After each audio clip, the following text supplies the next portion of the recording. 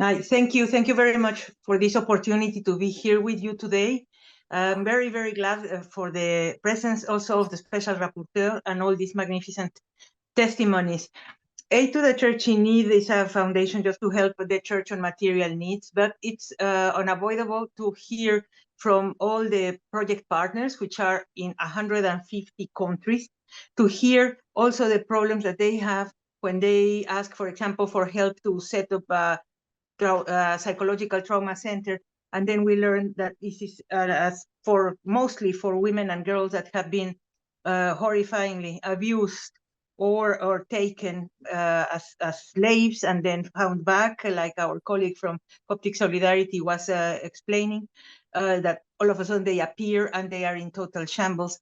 So our project partners ask for funding to help provide this aid, and we are glad to be able to be of some remedy to this terrible pain. I am the editor-in-chief of the Religious Freedom Report of Aid to the Church in Need. Some of you might have seen it. I don't know. No, of course, it's all blurry. I'll send you. But anyway, this report is published every 2 years. I have been the editor-in-chief for 4 editions, and I have seen the coincidence, of course, of the problem that we're discussing today with the progress of two elements, which are the proliferation of authoritarian governments, where the governments are persecuting their own citizens or simply not prosecuting their aggravators. Also, like we have heard in the previous testimonies, that there's no prosecution, that there's no punishment, nothing, because why? Why on earth? Is it because we are women? Is it because they are from a minority religion? But most of the cases, we have heard, and we are going to hear certainly from others, that Muslim women, Hindu women in India, Buddhist women in Myanmar, they are taken much easier as an easier prey by the traffickers, that children have another identity or religion.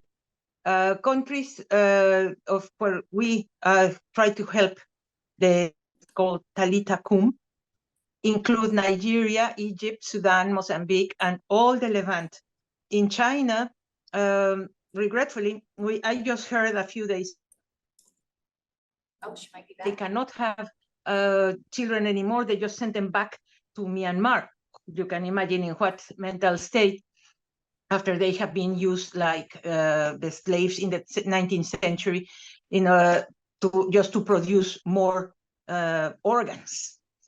To say in my brief minutes here with you is how can we look at the future? Because I have my report, I do it in 196 countries, all the religions present, because the aggravating factors are, of course, the protracted conflicts that we are seeing in each continent, the proliferation of impunity nationally and internationally. Now, we just heard from Joseph how terrible is impunity out in this particular forum, that there is a problem also with the West.